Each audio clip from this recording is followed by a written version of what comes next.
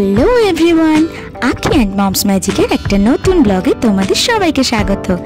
আমরা সবাই খুব ভালো আছি আর আশা করছি তোমরাও খুব ভালো আছো।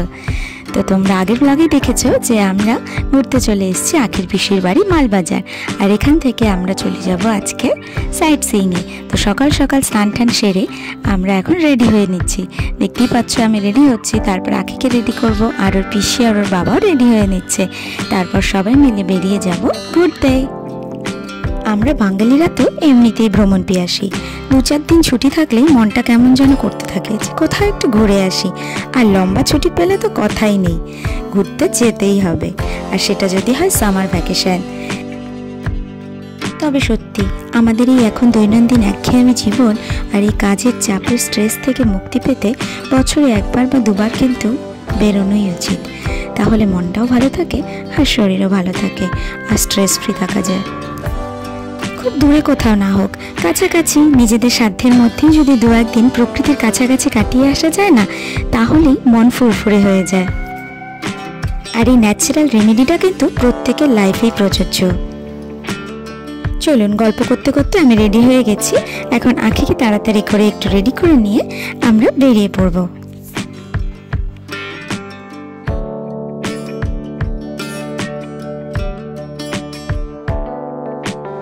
তুমি কোথায় যাবে? আমি কালের কোলে আমি পাহাড়ে যাব। পাহাড়ে যাবে? ওয়াও!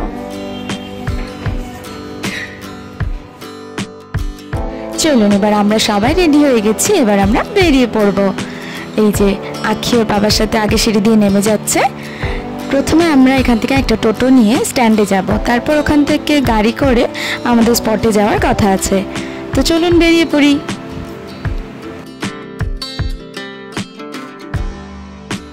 আমরা সবাই নিচে নেমে এসেছি, আর যে দিদি তালা দিয়ে তারপর সিঁড়ি দিয়ে নেমে আসছে। এবার সবাই টোটোতে উঠে আমরা চলে যাচ্ছি আগে স্ট্যান্ডে।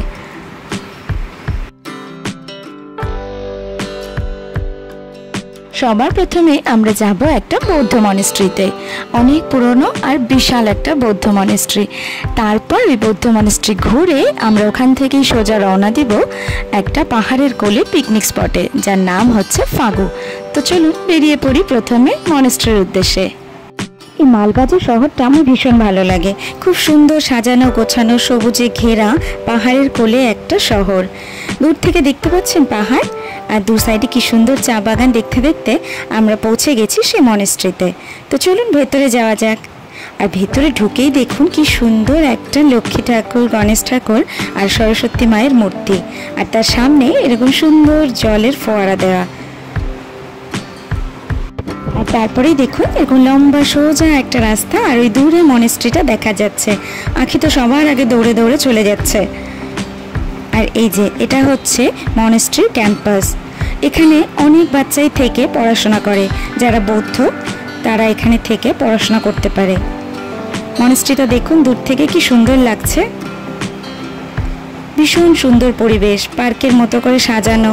চলুন সমস্ত এরিয়াটা একবার ক্যামেরা ঘুরিয়ে আপনাদের দেখিয়ে নিই, কারণ মনেস্ট্রির ভেতরে ক্যামেরা নিষিদ্ধ, তাই আমি কিছু ছবি আপনাদেরকে দেখিয়ে দিচ্ছি। এই যে দেখুন বাচ্চারা কি সুন্দর এখানে পড়ছে, আর এত বড় একটা ঘন্টা ওখানে রাখা আছে। আর এই যে আমার আখি সোনা, আমরা ওখানে দাঁড়িয়ে কিছু ফটো ক্লিক করে সেখান থেকে আবার বেরিয়ে পড়ি।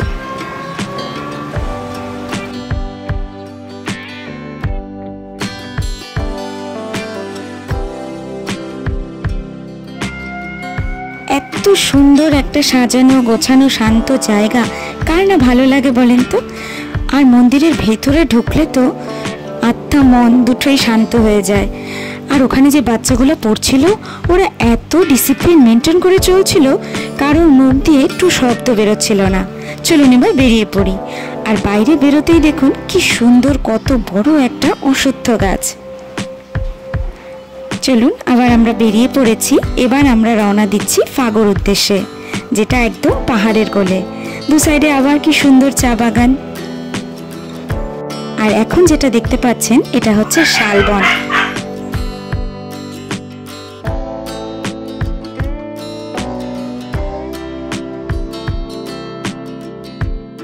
এত সুন্দর প্রাকৃতিক দৃশ্য দেখতে দেখতে আমরা স্পটের একদম কাছেই চলে এসেছি।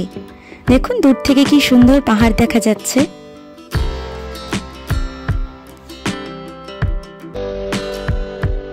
আর এই যে আমরা ফাগুতে চলে এসেছি, আর এখান থেকে পিকনিক স্পট আমরা হেঁটে হেঁটেই যাব। তো চলো একসাথে যাওয়া যাক। দেখো দূর থেকে নিচের এই বাড়িগুলোকে কি ছোট্ট ছোট্ট দেখাচ্ছে। কি সুন্দর প্রাকৃতিক দৃশ্য, দূর থেকে কত সুন্দর পাহাড় দেখা যাচ্ছে। আর এই যে দেখো এখানে একটা ব্রিজ পেরোতে হবে, লোহার ব্রিজ, আর যার নিচ দিয়ে প্রচন্ড স্রোতে জল যাচ্ছে, ঝর্ণার জল।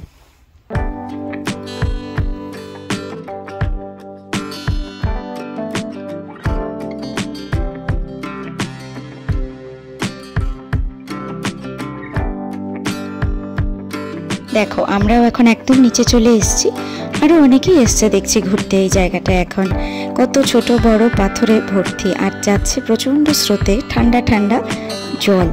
আর আখি আর ওর বাবা তো নেমেই পড়েছে, আর জল দেখে কে কতক্ষণ বা থাকতে পারে ডাঙায় বসে বলো। এই যে দেখো দিদিও নেমে গেছে জলে, একটা বড় পাথরের উপরে পা ডুবিয়ে বসতে। আমি একটু ভিডিও করে নিচ্ছি চারিদিকটা, তারপর আমিও যাব জলে। কি সুন্দর চারিদিকটা দেখতে পাচ্ছ, ওই যে শেড করা আছে ওখানে সবাই শীতকালে পিকনিক খায়। আর এই যে এখন দেখতে পাচ্ছ আমিও জলে নেমে পড়েছি। আর শব্দ শুনতে পাচ্ছ, কি স্রোত জলের, কি শব্দ শোনা যাচ্ছে। ভীষণ মজা করছি আমরা সবাই এখানে, আর ভীষণ ঠান্ডা জল ছিল। সত্যি সব কিছুই কৃত্রিম, একমাত্র প্রকৃতি হলো ঈশ্বরের তৈরি একটা নিজস্ব শিল্প। আর এই শিল্পকলা এতটাই নিপুণ যে আমরা সবাই বারবার ছুটে আসি তার টানে। আর পাহাড় ভালোবাসে না এমন মানুষ হয়তো খুব কমই আছে এই দুনিয়ায়। উচ্চতার ভয় থাকলেও পাহাড়ি প্রকৃতির মাধুর্য উপভোগ করার জন্য মানুষ পাহাড় ঘুরতে যায় বারবার। আর আমারও ভীষণ ভালো লাগে পাহাড়, তাই বছরে একবার হলেও আমরা সবাই মিলে চলে যাই এই পাহাড়ের কোলে। খুব বেশি দূরে হয়তো যাই না, কাছে পিঠে যেখানেই পাই চলে যাই, কারণ সত্যি এই একঘেয়েমি জীবনে রিফ্রেশমেন্টের ভীষণ দরকার। তো চলো আজকে সারাদিনে কিছু বিশেষ মুহূর্ত তোমাদের সাথে এখন শেয়ার করছি।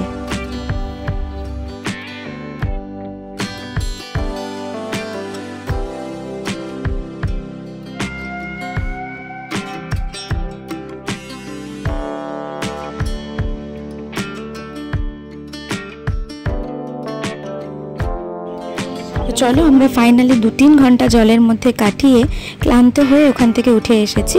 আর এই রেস্ট নেওয়া জায়গাগুলো বসে একটু রেস্ট নিয়ে নিচ্ছিলাম। আর এখান থেকে তোমাদেরকে আর একবার চারিদিকটা দেখিয়ে নিচ্ছি, কারণ এখন প্রায় সন্ধ্যা হওয়ার দিকে আর আমরা বাড়িতে ফিরব। খুব সুন্দর একটা দিন কাটালাম ফাইনালি। চলো এবার আমরা আবার গাড়িতে করে বাড়ির উদ্দেশ্যে রওনা দিই। আর এই যে রাস্তাটা দেখতে পাচ্ছ, এটা দিয়েই আমরা নিচে নেমে গিয়েছিলাম সেই পিকনিক স্পটে, আবার ওটা ধরেই ওপরে উঠে এলাম। তো চলো অসম্ভব সুন্দর একটা দিন কাটালাম, আবার বাড়ির পথে রওনা দিই। আর আখি দেখো ঘুমিয়েই পড়েছে ওর বাবার কোলে, সারাদিন এত পরিশ্রম করেছে। আমাদের গাড়িটা একটু দূরে পার্ক করা আছে বলে আমাদের এইটুকু একটু হেঁটেই যেতে হচ্ছে। আচ্ছা তোমরা দেখতে পাচ্ছ এই যে চা বাগানে কাজ করে যারা বাড়ি ফিরছে, কি সুন্দর চা বাগান দুই সাইডে। আবার আমরা দেখতে দেখতে বাড়ির পথে রওনা দিয়ে দিলাম। আর এই যে চা শ্রমিকরা, তারাও সারাদিন বাগানে কাজ করে পাতা তুলে এখন সন্ধ্যা হওয়ার মুখে বাড়ির দিকে রওনা দিয়েছে।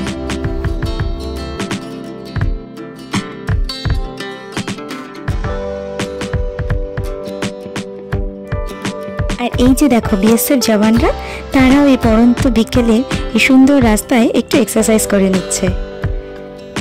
আবার আমরা দু সাইডে এই সুন্দর চা বাগান দেখতে দেখতে বাড়ির পথে যাচ্ছি। আজকে একটা অসম্ভব সুন্দর দিন কাটালাম, সত্যি সারাটা দিন যে কিভাবে কেটে গেল বুঝতেই পারলাম না। আর আমরা চলে এসেছি একদম বাড়ির সামনে, তোমরা দেখতেই পাচ্ছ। তো চলো আজকে ভিডিওটা এখানেই শেষ করছি, টাটা।